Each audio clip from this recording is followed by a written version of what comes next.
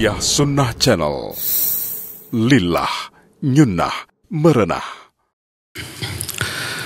Bismillahirrahmanirrahim. Assalamualaikum warahmatullahi wabarakatuh. Alhamdulillahilladzi ba'atha fil ummiyina rasulan minhum yatlu alaihim ayatihi wa yuzakkihim wa yu'allimuhumul kitaba wal hikmah wa in kanu min qablu la fi dhalalin mubin. Wa ashhadu an la ilaha illallah al-malikul haqqul mubin. Wa ashhadu anna Muhammadan abduhu wa rasuluhu as-sadiqul wa'dil amin. Wassalatu wassalamu ala asyrafil anbiya'i wal mursalin wa ala alihi wa ashabihi ajma'in wa man tabi'ahum bi ihsanin ila yaumiddin. Wa ba'd. Ikhwati fillah, para jamaah Masjid Agung Al-Ukhuwah Bandung yang Allah muliakan, alhamdulillah kembali kita berjumpa melanjutkan bahasan tentang memahami makna beberapa Al-Asma'ul Husna. Nama terakhir yang pekan lalu kita bahas adalah Al-Ali. Allah Maha Tinggi, mencakup 3 poin: tinggi kekuasaan, tinggi kemuliaan atau kedudukan, dan terakhir tinggi dalam hal zat, karena Allah di atas seluruh makhluknya. Dalil Quran, hadis, ucapan para sahabat, penjelasan para ulama, termasuk imam madhab yang 4 kita sudah terangkan, sehingga wajib kita yakini bahwa salah satu makna Al-Ali, Allah Maha Tinggi, mencakup tinggi dalam hal zat. Allah ada di atas seluruh makhluknya, ba'inun min khalqih, terpisah dari makhluknya. Kita akan lanjut ke nama yang berikutnya, Al-Hayyu. Al-Hayyu maknanya yang maha hidup. Apa maknanya? Maknanya adalah alladzi la yamut wa lam tasbiq hayatuhu bil adam wa lam taqib bil fana. Arti maha hidup adalah yang tidak pernah mati, yang kehidupannya tidak diawali oleh ketiadaan dan tidak diakhiri oleh kefanaan. Allah tidak pernah tidak ada, dan Allah tidak akan pernah tidak ada. Allah hidup selama-lamanya. Kehidupannya tidak diawali oleh kematian atau ketiadaan, dan juga tidak diakhiri oleh kematian ataupun ketiadaan. Itu yang pertama. Kedua, Allah juga sifat hidupnya sempurna. Makna sempurna, selama hidupnya tidak dibarengi dengan kekurangan, kesulitan, aib, ataupun yang sejenisnya. Beda dengan kehidupan kita di dunia, banyak dibarengi dengan kelemahan, kesakitan, penderitaan. Selama hidupnya kita suka sakit, celaka, sedih, atau penderitaan lainnya yang mengurangi kesempurnaan dari kehidupan kita. Karena memang hidup kita tidak sempurna. Hidup kita mah diawali oleh ketiadaan dan diakhiri oleh kematian. Adapun Allah selain tidak diawali oleh ketiadaan dan tidak diakhiri oleh kefanaan, selama hidupnya pun tidak dibarengi oleh kekurangan, oleh aib, oleh hal-hal yang tidak layak bagi keagungan dan kesempurnaan Allah Azza wa Jalla. Itulah Al-Hayyu. Berikutnya Al-Qayyum. Bahasa kitanya Al-Qayyum itu berdiri sendiri, cuma nggak lengkap. Karena makna Al-Qayyum artinya Al-Qayyum binafsih, Al-Qayyim li ghairih. Fajami'ul mawjudat muftaqiratun ilaih wa huwa ghaniyun anha. Wala qawwama laha illa bih wa ma qawwama laha biduni amrih. Makna Al-Qayyum, pertama dia berdiri sendiri dan juga membuat selain dirinya bisa berdiri. Selain dirinya tentu saja makhluknya. Kenapa ada malaikat dengan kekuatan dan kemampuan yang super dahsyat? Diberi oleh Allah kemampuan seperti itu.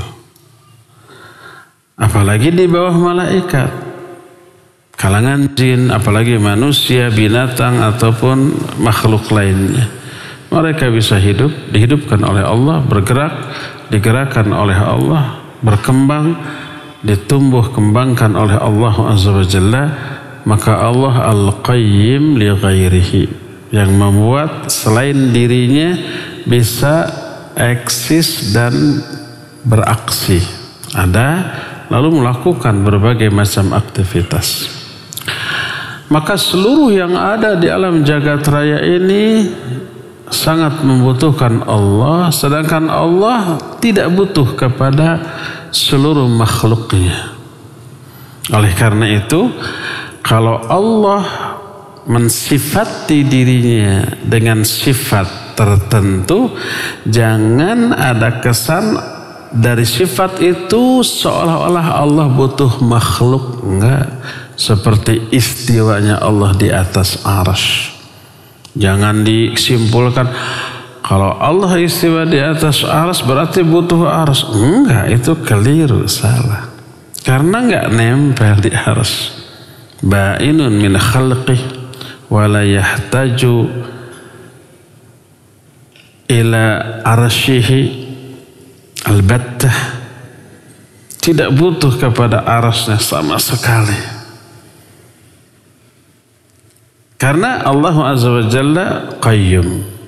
Dia berdiri sendiri dan membuat selain dirinya menjadi ya ada, ya bisa melakukan berbagai macam aktivitas. Wala qawwama laha illa bihi, tidak ada yang menopang makhluknya kecuali Allah. Wala qawwama laha illa bi amrih, dan tidak ada yang bisa menopang makhluknya kecuali atas perintah Allah. Kadang makhluk ditopang oleh makhluk lain. Makhluk lain yang menopang ini, menopangnya atas perintah Allah dengan kemampuan yang diberikan oleh Allah Azza wa Jalla. Begitulah makna Al-Qayyum. Nah, Allah sering memadukan dua sifat ini di satu kalimat, Al-Hayyu dan Al-Qayyum. Setidaknya ada di 3 ayat. Pertama dalam surah Al-Baqarah 255 yang sering disebut dengan ayat kursi. Allahu la ilaha illa huwal hayyul qayyum.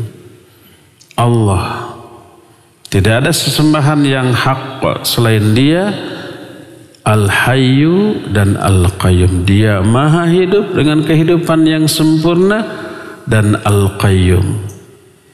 Mana Al-Qayyum tidak hanya berdiri sendiri, tapi juga membuat seluruh yang ada bisa hidup dan beraktivitas. Itu ayat pertama, ayat kursi. Disebut ayat kursi karena ada lafaz kursi di ayat itu. Wasi'a kursiyuhus samawati wal ard. Kursi Allah meliputi langit dan bumi. Langit dan bumi ini gedenya nggak keukur sama kita, saking gedenya.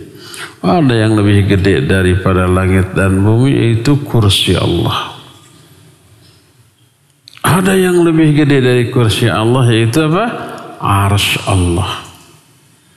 Jangan diingkari. Masa Allah butuh kursi? Ada kursi Allah itu bukan berarti Allah butuh kursi, enggak. Kita bikin kursi karena memang kita butuh untuk duduk. Itu kita, sifat manusia yang serba lemah. Kalau Allah laisa kamitslihi syai'un.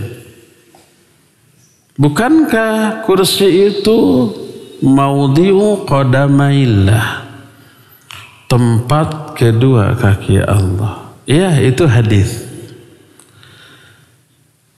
Tapi ada tapinya, laisa kamitslihi syai'un.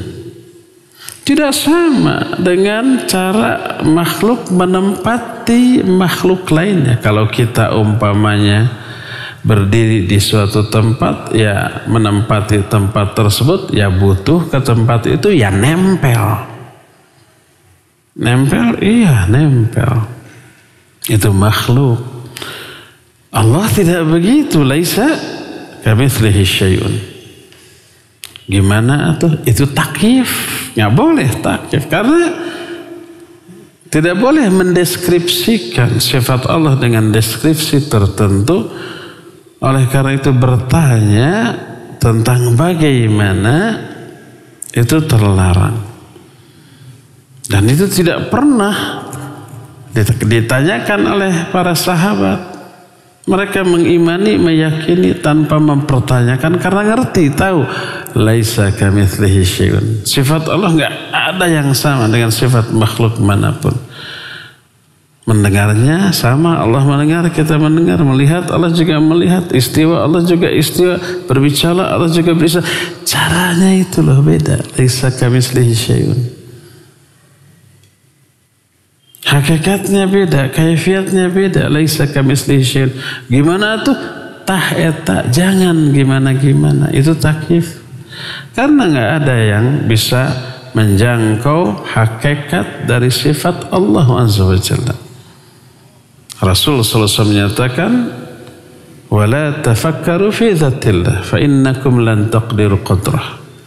Jangan sekali-kali kamu berpikir tentang zat Allah karena akalmu, otakmu nggak akan mampu menjangkaunya. Jadi Al-Qayyum maknanya berdiri sendiri dan membuat yang lainnya menjadi eksis dan beraktivitas.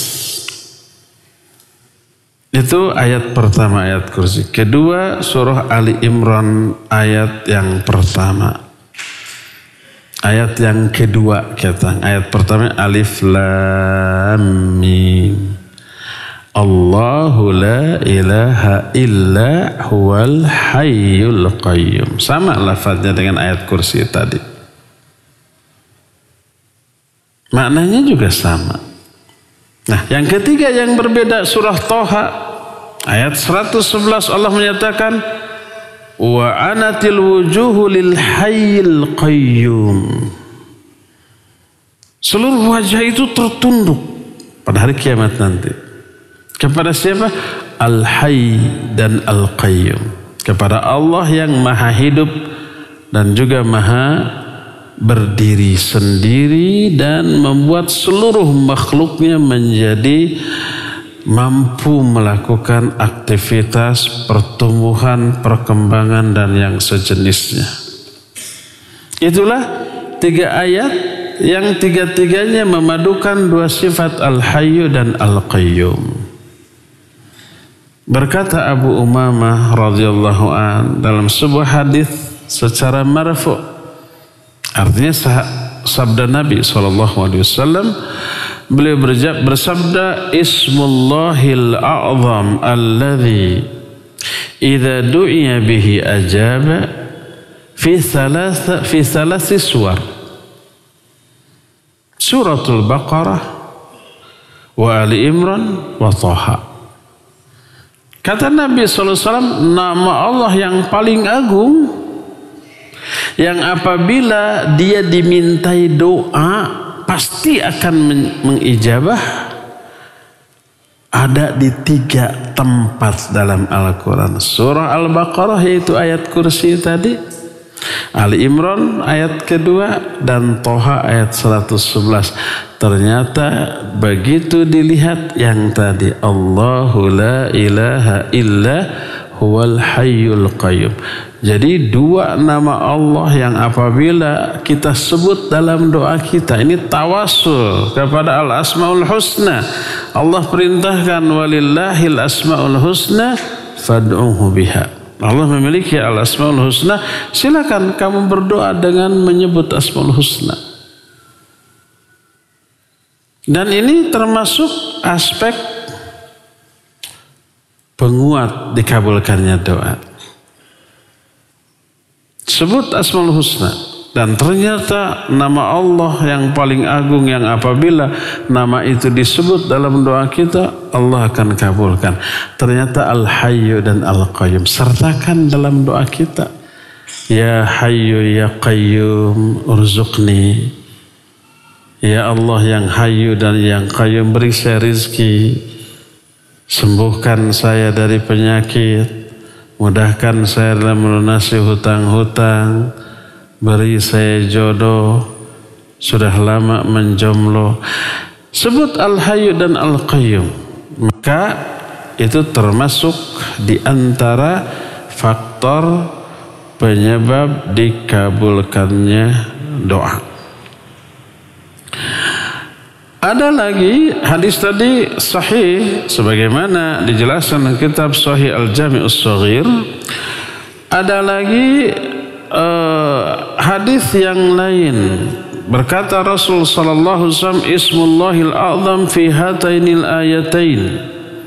Nama Allah yang paling agung terdapat dalam 2 ayat. Pertama, wa ilahukum ilahu wahidul la ilaha illa huwar rahmanur rahim. Itu yang pertama, ilah kalian adalah ilah yang esa. Tidak ada ilah yang hak selain dia, yang maha rahman dan maha rahim. Ar-Rahman Ar-Rahim juga termasuk Ismullahil A'zam, nama Allah yang paling agung. Dan pembuka surah Ali Imran, Alif Lam Mim, Allahu la ilaha illa huwal hayyul qayyum. Jadi ketika kalimat tauhid dimasukkan, diselipkan ke dalam doa, la ilaha illallah atau la ilaha illahu, selanjutnya Al-Hayyu dan Al-Qayyum atau Ar-Rahman Ar-Rahim, ada kalimat tauhidnya. Itu menguatkan, lebih menguatkan lagi dikabulkannya doa. Sebagaimana doa Nabiullah Yunus alaihissalatu wassalam ketika beliau ada di perut ikan. Apa yang beliau lakukan? Berdoa dengan mengucapkan kalimat tauhid. La ilaha illa anta subhanaka inni kuntu minadh dhalimin. Berkata Rasulullah SAW, ala ukhbirukum bisyai'in idza nazala birajulin minkum karbun aw bala'un min amri dunya da'a bihi fafarraja'an. Mau enggak aku beritahukan kepada kalian, apabila ada satu musibah, satu kesulitan yang menimpa salah seorang di antara kalian dari urusan-urusan dunia, lalu orang itu berdoa dengan sebuah doa, lalu Allah kabulkan, mau tahu nggak doanya? Gitu ya. Kalau kita ditanya begitu pasti mau. Kalau ustaznya agak rewel, ditanya lagi maunya mau aja atau mau bingit. Kita akan jawab apa? Mau bingit.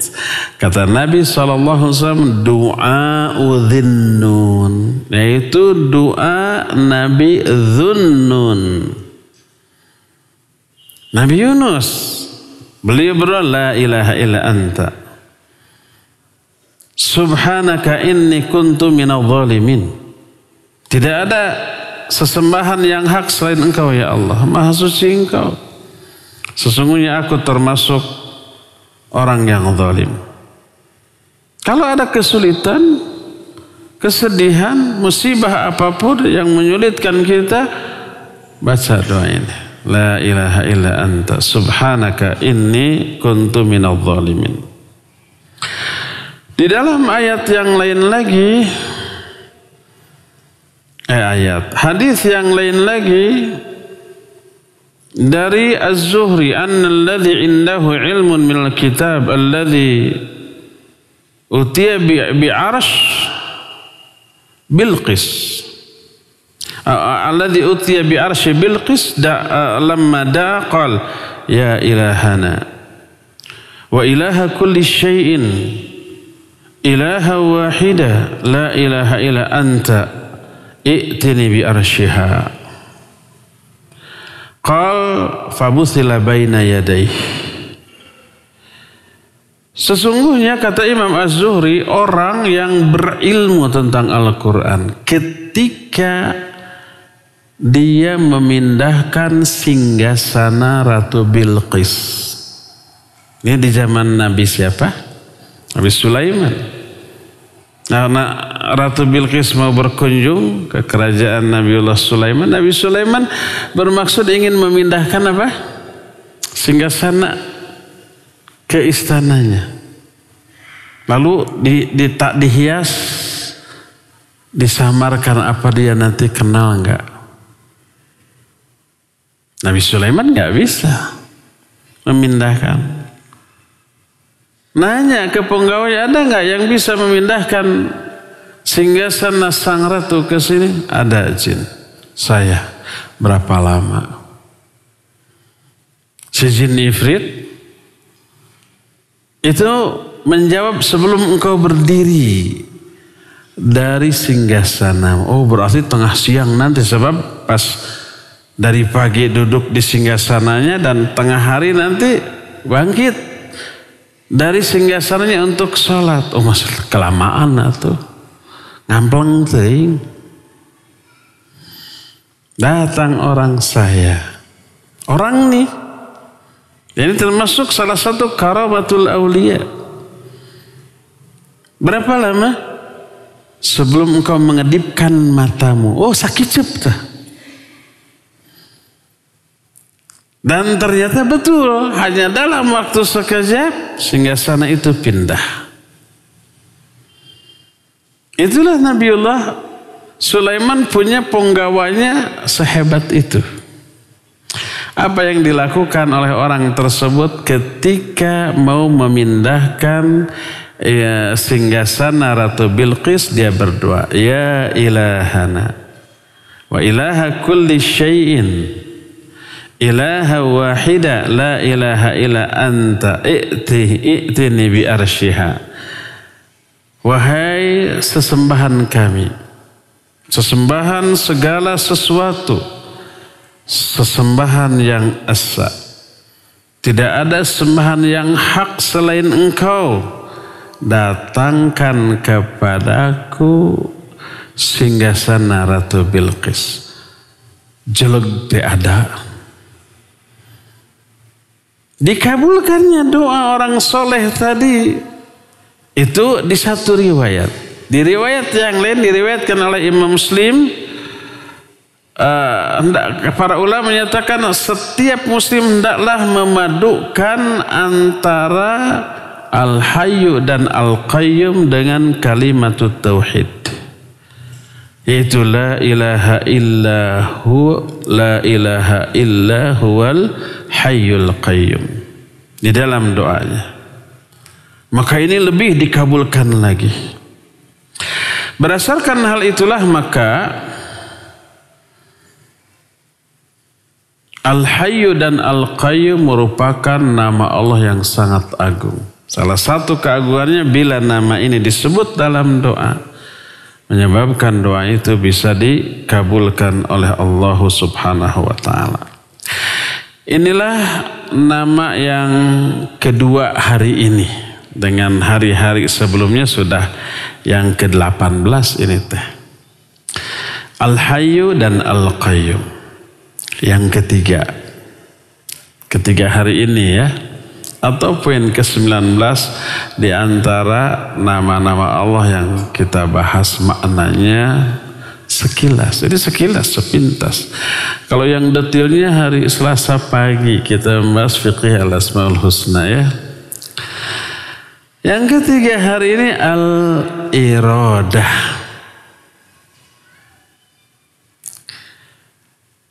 Salah satu di antara sifat Allah adalah al-iradah.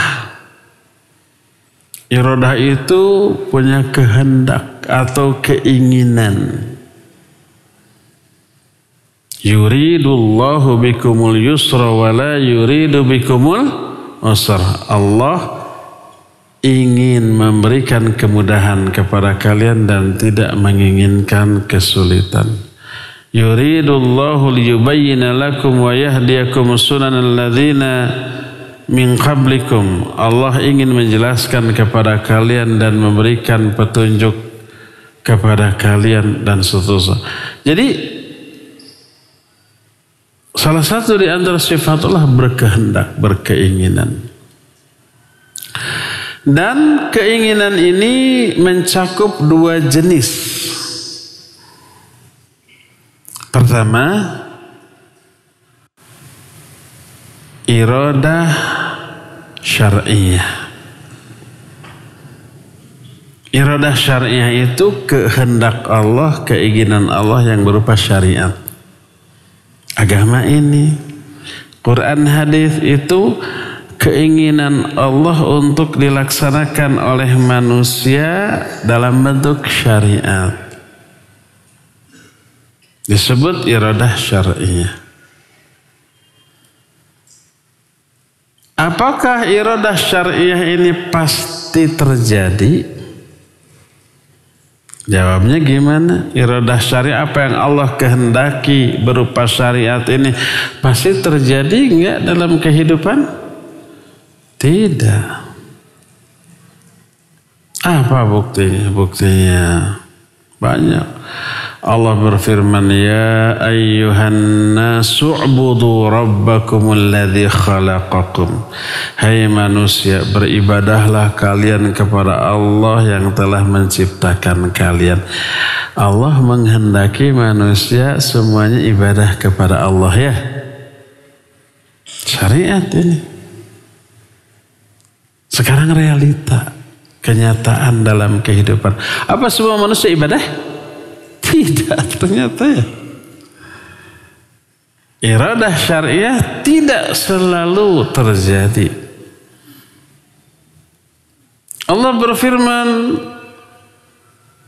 kutiba alaikumusiyam ya ayyuhalladzina amanu kutiba alaikumusiyam. Hai orang-orang beriman, wajib bagi kalian saum. Allah menghendaki orang-orang beriman semuanya saum. Ini iradah syariah, keinginan Allah berupa syariat, kenyataan. Apa semua orang Islam diserunya ya ayyuhalladzina amanu. Tertuju kepada semua orang Islam karena semua orang Islam memiliki keimanan dengan kadarnya masing-masing. Walaupun fasik, zalim, munafik, tapi ada iman walaupun sedikit, terseru dengan ayat itu. Kutiba alaikumusiyam. Sekarang realitanya apakah semua orang Islam saum? Ada orang Islam tapi tidak saum? Banyak. Sok lihat nanti Ramadan. Supir, kuli, atau susah ya kan, masa supir diplong terus. Ke rumah makan aja. Ke rumah makan di bulan Ramadan buka apa tidak? Buka setengahnya. tertutup oleh gorden yang kelihatan cuma kaki, warteg, survei ke sana. Ada yang makan? Banyak. Apakah yang makan semua wanita haid? Enggak. Apa yang makan semuanya kafir? Enggak. Ada yang muslim. Tanpa uzur. Tidak saum dia. Padahal Allah menghendaki mereka saum dengan kehendak syar'i. Jadi iradah syar'iyah ini kehendak Allah yang berupa syariat dan belum tentu terjadi. Kedua, iradah kauniyah. Apa iradah kauniyah? Kehendak Allah yang Allah berlakukan di alam ini.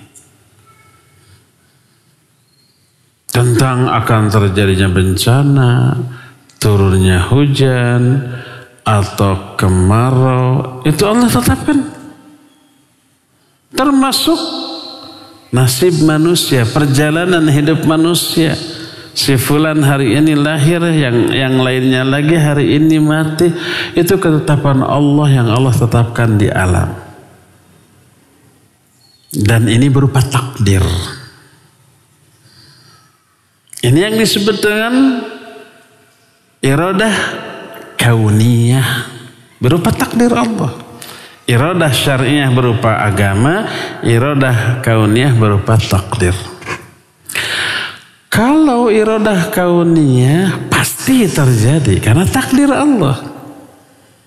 Dan takdir Allah ini sudah dicatatkan 50.000 tahun sebelum langit dan bumi ada. Kitanya belum ada.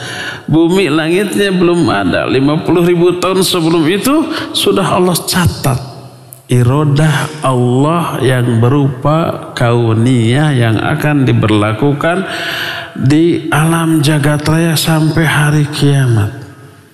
Makanya makhluk yang pertama kali Allah ciptakan apa? Qalam. Inna awwala ma khalaqallahu al-qalam. Qalam bahasa Arab, bukan bahasa Indonesia lah. Bukan kolam renang. Pena. Allah lalu memerintahkan kepada si pena ini, uktub. Tulis olehmu. Atas kuasa Allah si kolam ini berbicara. Madza aktub? Apa yang harus saya tulis? Uktub kulla syai'in ila yaumil qiyamah. Tulis olehmu apapun yang akan terjadi sampai hari kiamat. Allah memberi ilham kepada si qalam ini untuk menuliskan seluruh yang Allah kehendaki yang akan terjadi di alam jagat raya ini sampai hari kiamat. Dan itu pasti terjadi. Kullu masya'a kana wa man lam yasha' lam yakun. Semua yang Allah kehendaki pasti terjadi. Maksudnya yang Allah kehendaki dalam bentuk takdir, bukan dalam bentuk syariat. Dan semua yang tidak Allah kehendaki tidak mungkin terjadi. Tidak mungkin terjadi kalau tidak dikehendaki. Dengan demikian seluruh yang sudah terjadi itu kehendak Allah, itu takdir Allah. Baik kejadian itu yang baik ataupun yang buruk, kehendak Allah. Nah, kalau iradah syar'iyah berupa syariat, semua iradah syariah pasti Allah ridhoi, pasti Allah sukai, pasti Allah cintai. Karena syariat Allah, dan semua iradah syariah baik. Tidak ada iradah syariah yang buruk. Karena agama, semua agama ketetapannya baik, nggak ada yang buruk. Hanya kadang ada manusia yang keberatan menerimanya, iya. Contohnya apa ya? Syariat yang sebagian manusia merasa keberatan dengan hal itu, ya relatif bagi semua orang. Seperti keharusan mengeluarkan zakat. Orang yang pelit, aduh berat ya enggak? keharusan naik haji. Sudah kaya, uangnya miliaran, haji berat. Karena ketika haji dia ngitung uang yang keluar berapa, ratus juta. Kalau yang miliaran dia nggak akan mikir daftar reguler tuh hajinya. Minimal plus, maksimalnya furoda. Furoda itu harganya bisa 25.000 dolar, bukan rupiah. Kalau rupiah mah tuh penuh furoda hungkul. Sekarang berangkat tahun ini, sekarang daftar tahun ini berangkat 25.000 teh sabaraha coba. Berapa ratus juta kali 15 lah gitu ya, anggap 25 kali 15. Hitung sendirilah. 300 juta, 400 juta itu seorang, belum sekeluarga. Terus, nah selama haji 25 hari itu furoda juga. Meninggalkan pekerjaannya. Itu hasilnya sehari berapa puluh atau ratus juta. Jadi miliaran selama haji kerugiannya. Akhirnya berat untuk haji. Iya enggak? Ada orang kaya raya uangnya miliaran. Tapi enggak haji juga ada. Ada banyak para artis, para penguasa, gabungan antara pengusaha dengan penguasa. Uangnya em-eman, tapi nggak haji juga. Sebagian orang berat. Para wanita berat menerima ketetapan bolehnya suami nikah lebih dari satu. Ini yang sedikit atau banyak yang kayak gitu wanita? Semua mungkin ya. Dan seterusnya. Tapi ketetapan Allah berupa syariat itu seluruhnya baik. Seluruhnya dicintai, disukai oleh Allah SWT. Tapi belum tentu terjadi. Kalau iradah kauniyah, mendengarkan penjelasan ini nggak bisa sambil WA-WA-an, SMS, harus fokus tuh, bisa salah. Ini harus agak sedikit mikir ya. Kalau iradah kauniyah tadi pasti terjadi, tapi belum tentu disukai oleh Allah. Mungkin dibenci oleh Allah. Contohnya apa? Contohnya seluruh keburukan. Perbuatan syirik, kufur, bid'ah, maksiat itu ditakdirkan terjadi oleh Allah apa tidak? Ditakdirkan. Buktinya ditakdirkan apa? Terjadi. Ada kekufuran di dunia ini? Banyak. Ada perbuatan syirik di dunia ini? Banyak. Bid'ah? Banyak. Maksiat? Banyak. Kadang, bukan kadang, sering. Seringkali kita juga terjerumus ke dalam hal itu. Semua itu terjadi, semua itu takdir Allah Subhanahu wa ta'ala. Allah yang tetapkan, iya. Allah suka enggak terhadap syirik, kufur, bid'ah, maksiat? Enggak, Allah benci. Allah tidak suka. Jadi kadang ada iradah kauniyah yang Allah benci, yang Allah tidak suka. Yaitu syirik, kufur, bid'ah, maksiat. Timbul pertanyaan, kalau memang tidak suka kenapa ditakdirkan atunya? Nah, kenapa Allah menciptakan keburukan? Kenapa Allah ciptakan iblis laknatullahi alaihi dan turunannya dari kalangan bangsa jin yang menjadi setan penggoda manusia, yang menjadi sebab lahirnya banyak keburukan berupa syirik, kufur dan seterusnya? Ada hikmah di balik seluruh keburukan tersebut. Sering saya ungkap. Pertama, ujian bagi manusia. Semua keburukan yang Allah tetapkan umumnya menyenangkan tuh. Kalau yang Allah haramkan tidak menyenangkan, nggak akan laku. Nggak akan laku. Umpamanya Allah mengharamkan orang Ada yang diharamkan tidak menyenangkan tapi laku, ada Allah haramkan bunuh diri. Ada yang bunuh diri sakit enggak? Sakit. Allah haramkan. Tapi ada laku ya. Yang diharamkan mah walaupun enggak enak laku tuh. Allah mengharamkan manusia menzalimi diri sendiri. Ada yang melakukan? Ada. Dan yang lebih parah lagi, menzalimi, menyakiti diri sendiri tapi merasa itu ibadah yang agung. Ada yang begitu? Ada. Coba nanti lihat. Tapi nggak perlu dilihat, ketanglah. Nggak manfaat. Kalau 10 Muharram, ada sekelompok orang tali ujungnya ditaliin besi runcing, dipukul-pukul ke punggung, duk, duk, duk, berdarah-darah. Zalim kepada diri sendiri, tapi ngerasa ibadah. Allah haramkan itu kezaliman, tapi orang melakukannya dengan enjoy, merasa itu ibadah yang agung. Pokoknya yang tidak enak pun, yang haram ada peminatnya.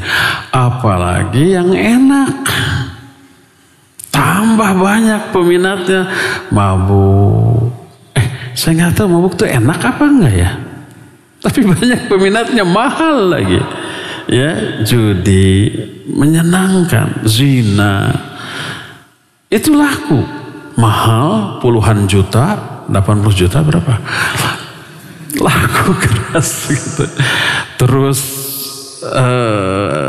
apalagi kalau umpamanya menipu, nyolong, merampok, laku keras. Itu ujian. Keburukan yang Allah tetapkan, pertama ujian. Yang kedua, untuk membuat nilai sebuah ibadah menjadi begitu agung, mahal, mulia, tinggi nilainya. Kenapa? Karena setiap kebaikan yang diraih atau dilakukan melalui perjuangan yang berat itu lebih bernilai dibanding tanpa hambatan sama sekali, dibanding tanpa halangan. Ketika orang mau sholat sunnah aja habis syukur wudhu tuh, ya, habis wudhu ada sholat sunnah syukur wudhu. Itu ada nggak yang mengganggu? Ada, ini mah sunnah, nggak perlu syukur wudhu lah, duduk saja sudah. Buka HP menjelang sholat fardu, setelah wudhu buka HP browsing, chatting kayak gitu, nggak perlu syukur wudhu. Ada yang begitu? Ada. Itu bisikan setan. Ini ada berita baru, ini ada chattingan tuh, ada tanda titit gitu tuh. Buka dulu, balas dulu gitu. Sekali buka, balas, chatting terus lewat sholat. Ada gangguan. Tapi kalau diganggu begitu tetap, pokoknya mau ada WA, ada SMS, ada MDM, ada segala macam, sisihkan dulu, dimatikan dulu, tidak dilirik dulu, di silent dulu. Mau ada yang masuk, ada yang tidak, nggak peduli gitu. Sholat. Nah, kalau amal soleh itu tetap dilakukan, padahal ada godaan, ada gangguan, lebih bernilai daripada tanpa godaan, tanpa gangguan. Itu kedua. Ketiga, keburukan yang Allah takdirkan menjadi penyebab pokok lahirnya berbagai macam ibadah yang agung. Tanpa keburukan itu, ibadah-ibadah agung itu tidak akan ada. Apa saja ibadah agung yang lahir dari adanya keburukan? Banyak. Pertama, tobat. Kenapa ada tobat? Ada dosa. Kalau nggak ada dosa, nggak akan ada tobatnya. Apa tobat ibadah yang agung? Ya. Kedua, dakwah. Kenapa ada dakwah? ada kesalahan, ada penyimpangan, ada syirik, ada kufur, ada bidah, ada maksiat. Kalau semua manusia bertauhid, semua manusia iman, semua manusia di atas sunnah, semua manusia taat, perlu dakwah apa tidak? Nggak perlu. Ngapain didakwahi? Dia sudah baik kok. Jadi dakwah lahir karena ada apa? Karena ada keburukan. Termasuk salah satu bentuk dakwah itu amar ma'ruf nahi mungkar. Termasuk salah satu di antara bagian dari dakwah thalabul ilm, mengajarkan ilmu, menuntut ilmu. Itu ibadah agung yang lahir karena adanya keburukan. Apalagi selain dakwah, jihad fisabilillah. Kenapa ada jihad? Karena ada kekafiran, karena ada perbuatan syirik, ada orang kafir, ada orang musyrik yang mau menghancurkan Islam dan kaum muslimin. Udah angkat itu pedang, angkat itu senjata, dan jihad itu ibadah yang agung. Tanpa ada syirik, tanpa ada kufur, nggak akan ada jihad.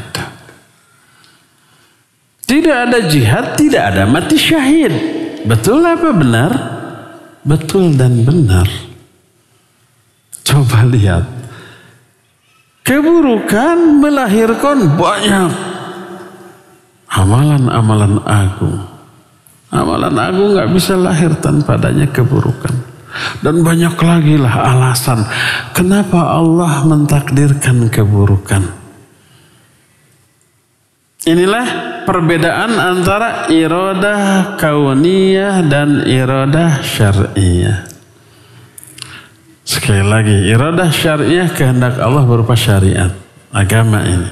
Dan seluruh iradah syariah pasti dicintai oleh Allah, disukai oleh Allah, dan diridhoi oleh Allah, dan semua iradah syariah bagus, nggak ada yang buruk.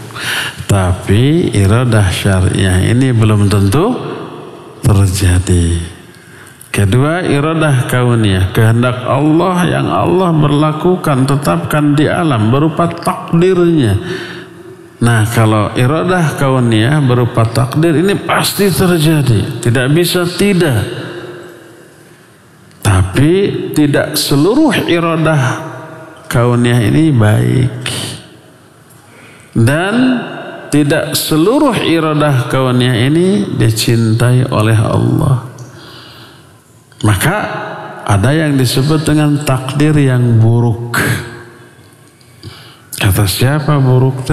Kata hadis, wa an tu'mina bil qadari khairihi wa syarrihi. Salah satu di antara rukun iman, engkau beriman kepada takdir baik yang baik ataupun yang buruk. Nabi yang mengatakan ada takdir buruk. Tapi ada tapinya, harus ditekankan. Adanya takdir yang buruk bukan berarti ada ketetapan Allah yang buruk. Enggak. Seluruh ketetapan Allah baik, enggak ada yang buruk. Tapi kenapa ada takdir buruk? Ini kita rinci. Takdir mencakup dua. Pertama, ketetapan Allah. Al-Qadarnya itu ketetapan Allah. Untuk menetapkan adanya kejadian. Termasuk kejadian buruk. Semua qada atau qadar Allah baik, tidak ada yang buruk. Ketetapan Allah semuanya baik dan tidak ada yang.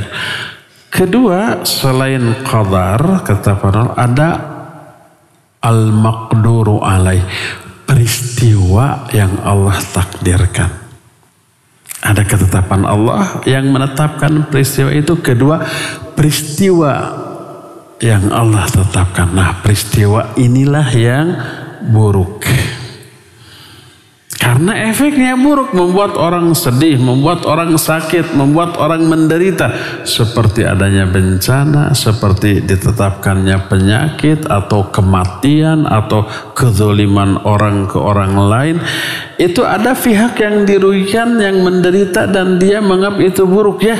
Nah, kejadiannya buruk. Peristiwa yang Allah takdirkannya buruk karena menyakitkan, tapi ketetapan Allah yang menetapkan keburukan itu baik.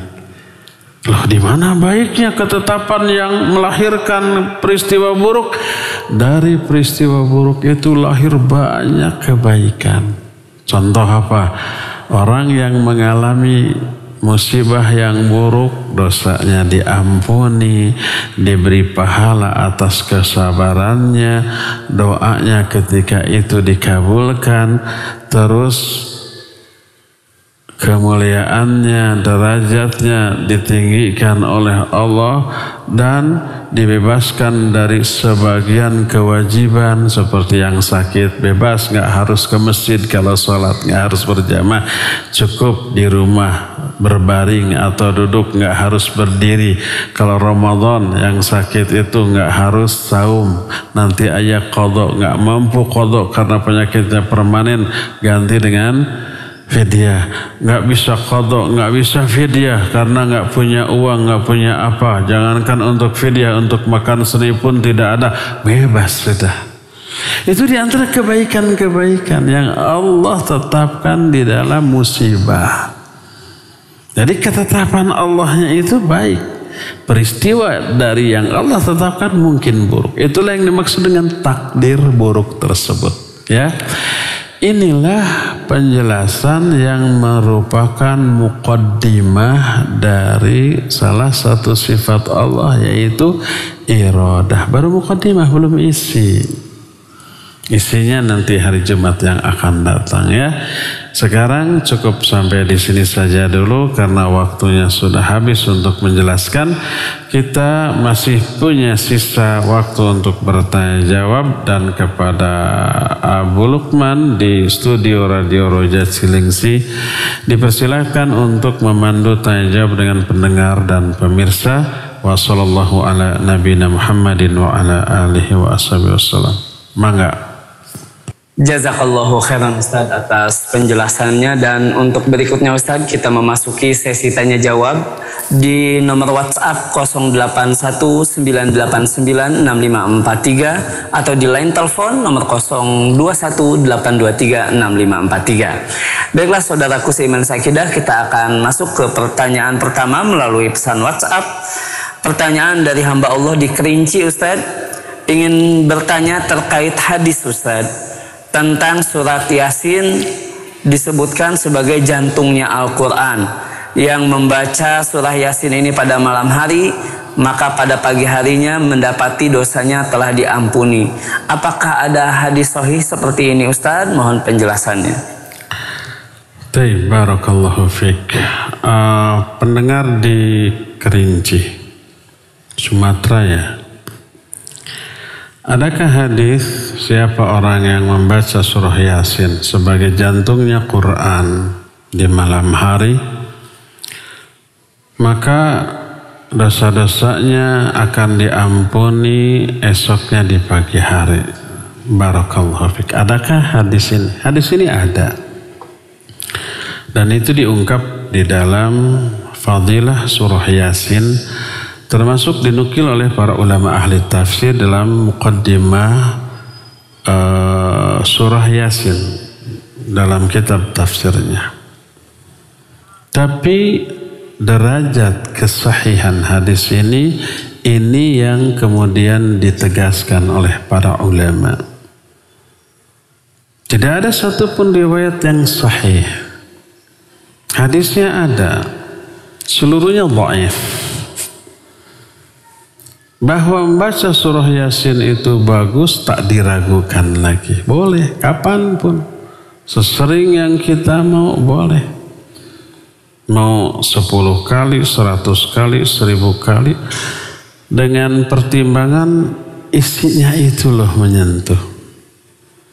Di dalam surah Yasin diungkap banyak kejadian tentang kiamat, tentang alam kubur, tentang alam akhirat, di padang mahsyar, di saat umpamanya seluruh indera ini dikunci, di saat mulut dikunci tak bisa dibicara,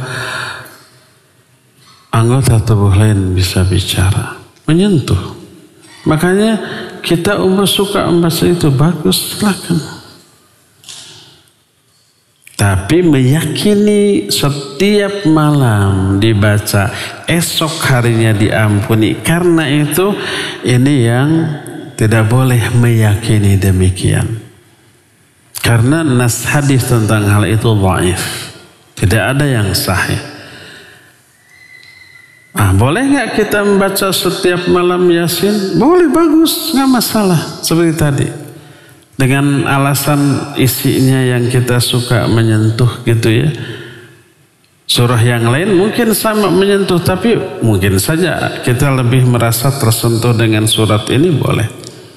Tapi sekali lagi tadi, meyakini keutamaan baca surah yang diterangkan dalam hadis tadi, itu yang tidak boleh. Karena itu bukan dari Rasul sallallahu alaihi wasallam, karena kedhaifan riwayat tentang masalah itu.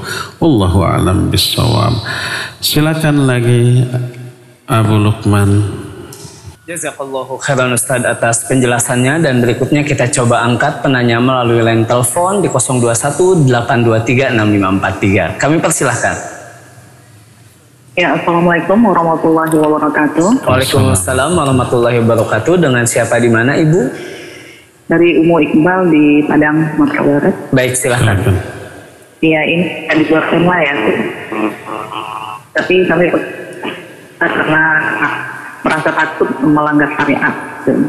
Jadi mengenai satu riwayat Ustaz, pernah kami dengar dari Ustaz pernah yang menyampaikan bahwasannya ada seorang suami yang meninggal di saat istrinya sedang memasak, dan istrinya angkat tangan kayak gitu Ustaz, takut karena jatuh kepada harta waris yang dimasaknya kayak gitu.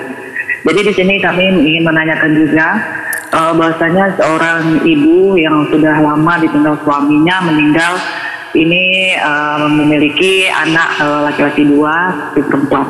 Jadi bagaimana dengan perlengkapan rumah tangganya Ustaz, yang sementara anak laki-lakinya tinggal di situ sama istrinya. Jadi apakah itu termasuk harta waris di sini? Karena kami kehati-hatian kami dalam syariat ini, takut ini termasuk harta waris yang kami bermudah-mudah dalam hal itu.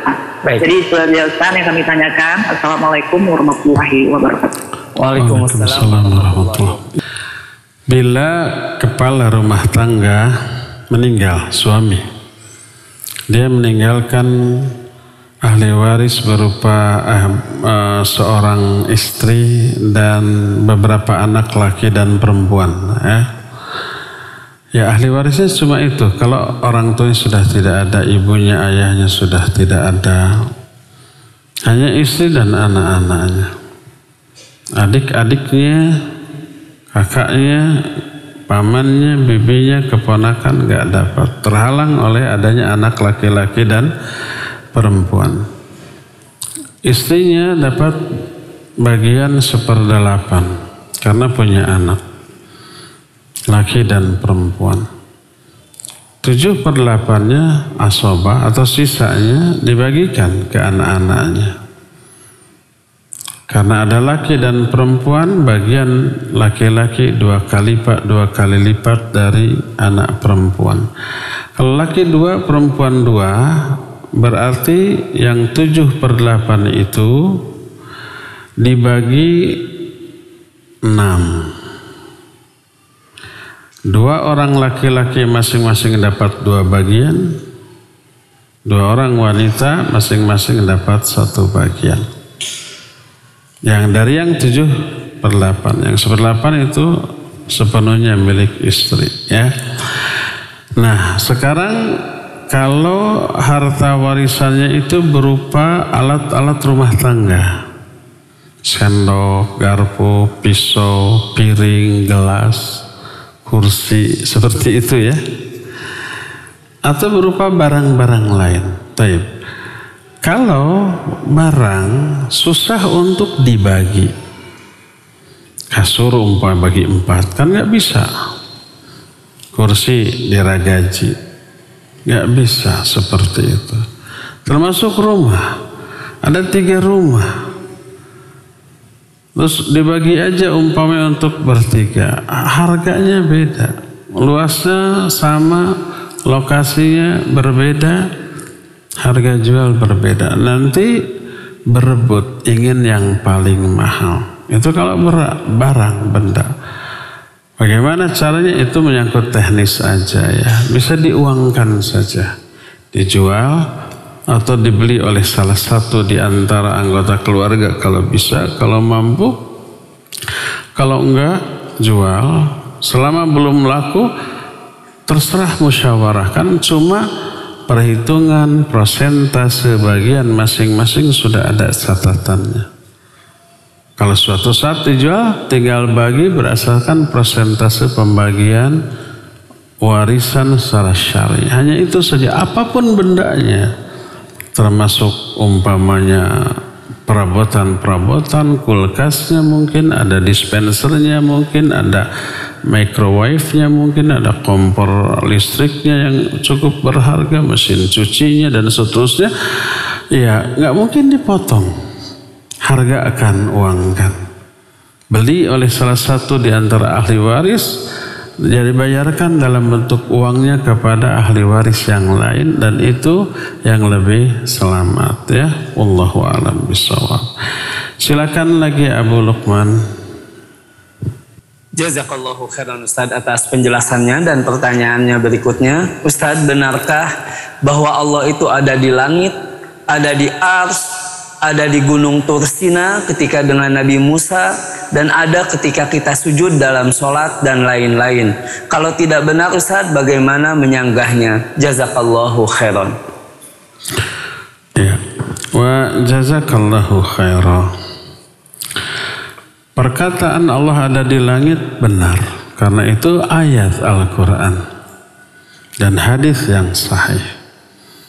Di antara ayat Al-Quran surah Al-Mulk, Aamintum man fis sama, apakah kalian merasa aman terhadap Allah yang ada di atas langit?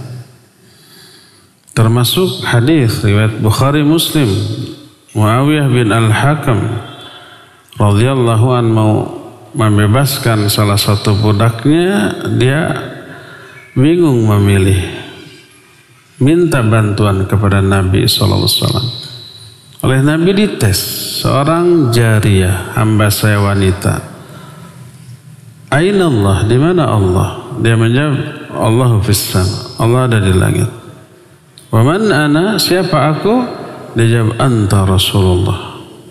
Beliau menyatakan, a'tikha fa innaha mu'minah, bebaskan dia karena dia seorang mukminah. Salah satunya dan pertanyaan pertama adalah di mana Allah? Di langit. Itu benar. Kedua, pernyataan bahwa Allah ada di atas arsy juga benar, karena itu ayat. Dan itu menafsirkan makna Allah ada di langit.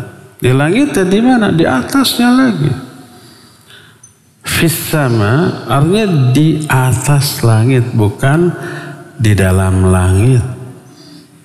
Seperti fasiru fil ardi, bertebaranlah atau berjalanlah kamu di muka bumi. Fi, apakah di dalam tanah? Enggak, di atasnya. Allah berada di atas langit. Di mana? Di atas. Ba'inun min khalqih, di atas aras. Karena Allah aras ada di atas langit. Ayat yang menyatakan Allah di atas aras itu ada 7. Ar-Rahmanu 'alal arsy istawa, Allah istiwa di atas arsy. Walladzi khalaqas samawati wal arda fi sittati ayyam tsumma istawa 'alal arsy. Allah menciptakan langit dan bumi pada masa 6 hari lalu istiwa di atas arsy. Itu benar, dan itu menjelaskan lebih detail yang dimaksud di atas langit itu di mana? Ya di atas arsy. Betulkah Allah ada ketika kita sujud? Itu pertanyaan. Yang dimaksud ada itu ada di mana? Ya ada, tapi tetap di atas arsy. Loh, kalau gitu nggak dengar. Huwaladzi, itu lihat surah Al-Hadid tadi. Huwaladzi khalaqas samawati wal ard fi sittati ayyam tsumma istawa 'alal arsy ya'lamu ma yaliju fil ardi wa ma yakhruju minha wa ma yanzilu minas sama wa ma ya'ruju fiha. Sekalipun Allah istiwa di atas arsy, Allah tahu apa yang masuk ke dalam tanah dan apa yang keluar dari tanah, apa yang turun dari langit dan apa yang naik ke atas langit. Termasuk apa yang dibisikkan oleh hati manusia, Allah tahu. Termasuk ketika kita sujud berdoa kepada Allah dengan berbisik, Allah tahu nggak? Tahu. Jangankan Allah atau manusia aja bisa membuat alat. Kita hanya berbisik di sini terdengar di belahan dunia lain, bisa? Bisa. Lewat teknologi komunikasi, lewat IT. Kita hanya berbisik, cek, terdengar oleh orang di Mekah. Kita ngomongnya di Bandung, terdengar oleh orang di Mekah. Kita ngomongnya di sini, terdengar oleh orang yang sedang jalan-jalan di bulan. Ada? Kalau ada orang ke bulan itu beritanya benar, bukan hoax. Komunikasi nggak orang di bulan dengan yang ada di bumi? Iya, pakai teknologi. Manusia aja bisa, apalagi Allah. Kita berbisiknya di dalam tanah lewat sujud, terdengar oleh Allah yang ada di atas arsy. Gampang bagi Allah. Jangankan yang dibisikkan, yang dibersihkan dalam hati pun Allah tahu. Wallahu alimun bidzatis sudur. Allah mengetahui isi hati. Wa na'lamu ma tuwaswisu bihi nafsuh. Kami tahu apa yang dibisikkan oleh hati. Tetap Allahnya di atas arsy. Jangan berpikir kayak Fir'aun. Fir'aun ketika mendengar Nabi Musa bahwa Tuhan Musa ada di langit, dia berpikir kalau begitu untuk komunikasi dengan Allah, mendekat ke Allah, harus naik ke atas langit. Makanya dia bilang, "Hai Haman, bangunkan untukku bangunan yang tinggi agar aku naik ke atas lalu bisa melihat Tuhannya Musa." Itu cara berpikir Fir'aun. Kita meyakini walaupun Allahnya di atas arsy, cukup mendekat dengan berzikir kepadanya. Nggak perlu pakai Apollo, nggak perlu pakai helikopter. Kan ada yang nyinyir ya, tuh kelompok anu mah karena meyakini Allah di atas arsy, kalau mau takarub harus pakai Apollo, harus pakai helikopter WK gitu, mengeluarkan suara bebek. Itu karena pola pikir dia seperti pola pikir Fir'aun tadi. Ngakunya Muslim, cara berpikirnya seperti Fir'aun. Haman, bangun, buatkan untukku menara tinggi, aku mau naik, mau lihat Tuhannya Musa. Gak perlu begitu. Walaupun naik gak akan bisa. Jadi cukup berzikir, berbisik dalam hati, Allah pun dengar. Jadi ketika kita sujud Allah ada, ya ada. Tapi di mana? Tetap di atas arsy.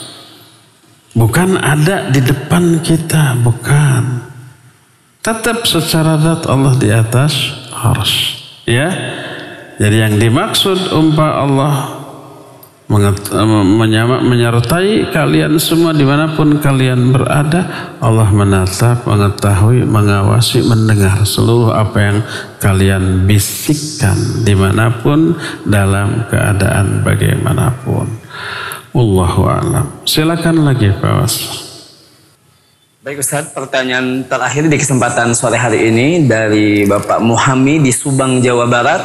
Bertanya, betulkah keburukan bisa menghapus kebaikan Ustaz? Karena selama ini yang Anda yakini kebaikan yang menghapus keburukan.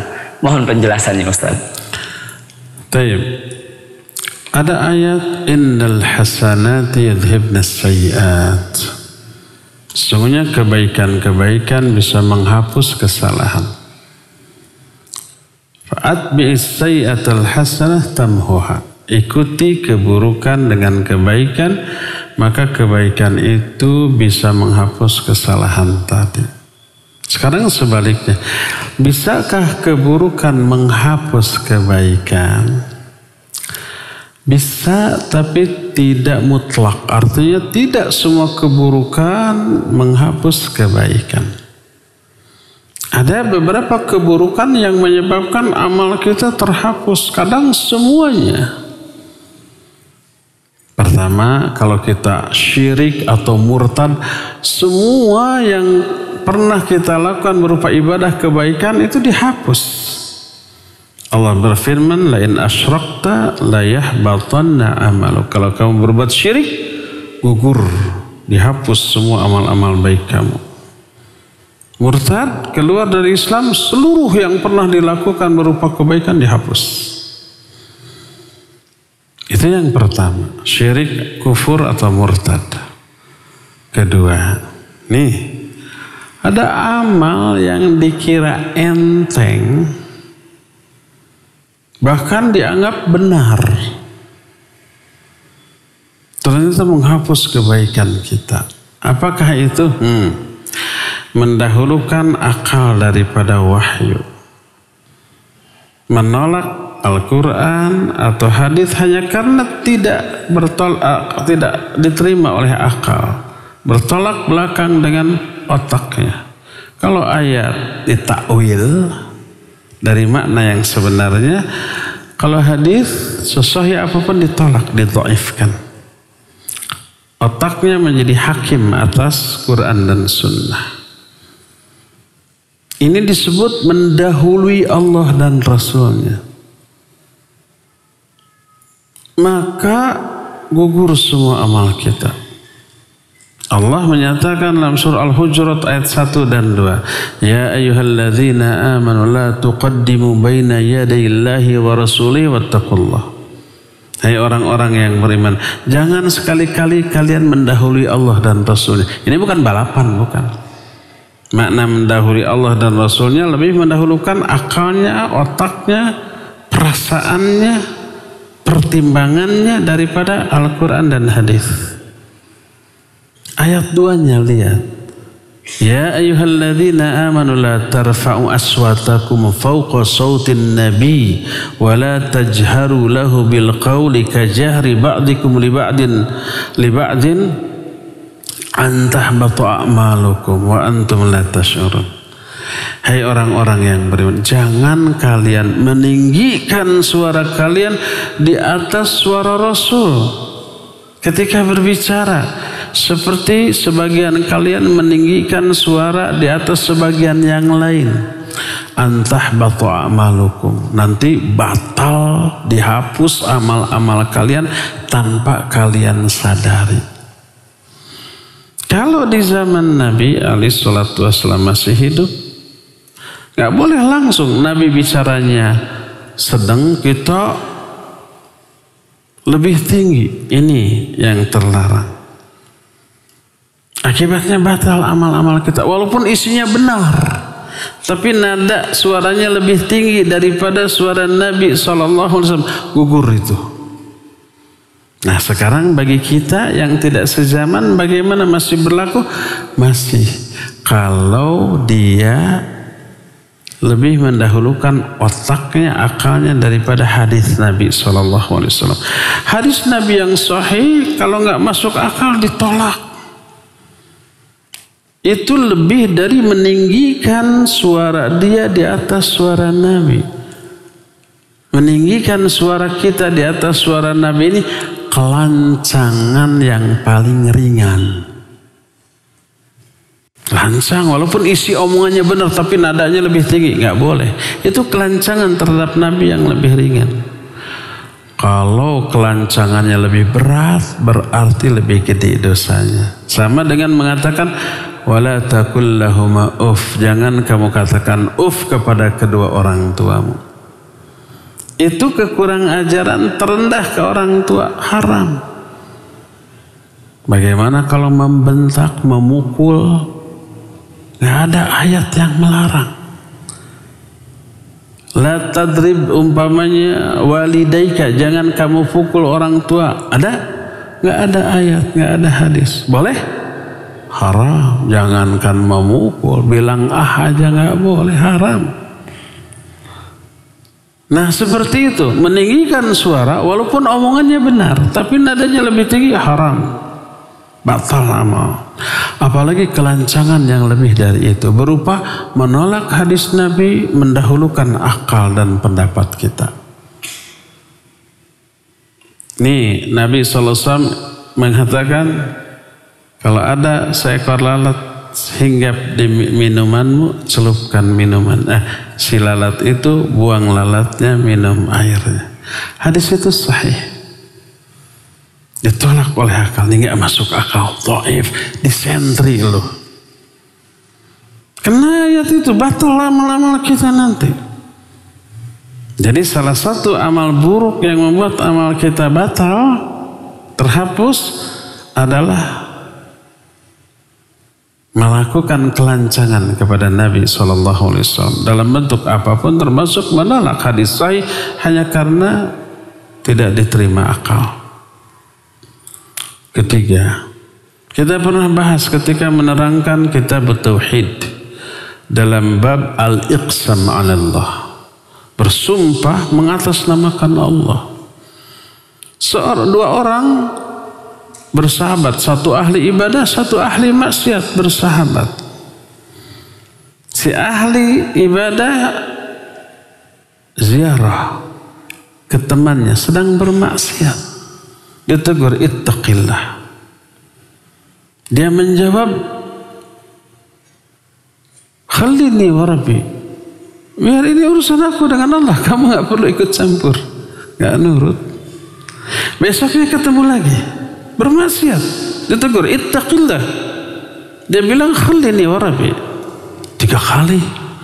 Keempat kalinya teguran sama, jawabannya sama. Nyal teh ambek tah si ahli ibadah, marah dia sampai dia mengatakan, wallahi la yaghfirullahu lak, demi Allah, Allah tidak akan mengampuni kamu. Nih si ahli ibadah. Pendek cerita, dua-duanya mati, dua-duanya diadili di akhirat. Apa yang terjadi? Si ahli maksiat ke surga, si ahli ibadah dipanggil. Man dzalladzi yata'alla 'alayya annani la aghfir li fulan? Qad ghafartu lah wa ahbattu amalak. Siapa yang dulu waktu di dunia berani bersumpah mengatasnamakan aku, mengatasnamakan Allah, bahwa aku tidak akan mengampuni dosa si fulan? Mengampuni dosa orang itu wewenang siapa? Allah. Hak siapa? Hak Allah. Direbut oleh orang tadi, mengatasnamakan Allah. Demi Allah, Allah tidak akan mengampuni dosa kamu. Merebut hak Allah untuk diterapkan kepada sesama manusia atas nama Allah. Allah murka. Kata Allah, siapa yang berani bersumpah atas namaku bahwa aku tidak akan mengampuni dosa si fulan, aku ampuni dia dan aku batalkan amal-amal kamu. Dihapus semua amal baiknya. Akhirnya dia ke neraka, si ahli maksiat ke surga. Berkata Abu Hurairah radhiyallahu anhu, hadis ini sahih riwayat Imam Bukhari. Abu Hurairah yang meriwayatkan hadis ini menyatakan, takallama kalimatan au baqatsu dunyahu wa akhiratahu. Orang ini sudah mengatakan satu kalimat yang menghancurkan dunia dan akhiratnya. Jadi salah satu penyebab dibatalkannya amal seorang adalah bersumpah atas nama Allah untuk memvonis orang lain dengan vonis yang hanya menjadi hak atau wewenang Allah Azza wa Jalla. Jadi ada amal-amal buruk yang menyebabkan terhapusnya amal-amal baik. Diterangkan jenis amalnya, tapi tidak seluruh amal buruk menghapus amal baik. Di antara amal buruk yang menghapus amal baik adalah riya atau sum'ah gitu ya, terhapus tuh. Dan banyak lagi yang lainnya ya. Cukup sampai di sini, insyaallah kita jumpa kembali di hari Jumat yang akan datang. Subhanakallahumma bihamdik asyhadu an la ilaha illa anta astaghfiruka wa atubu ilaik. Walhamdulillah rabbil alamin. Wassalamu alaikum warahmatullahi wabarakatuh.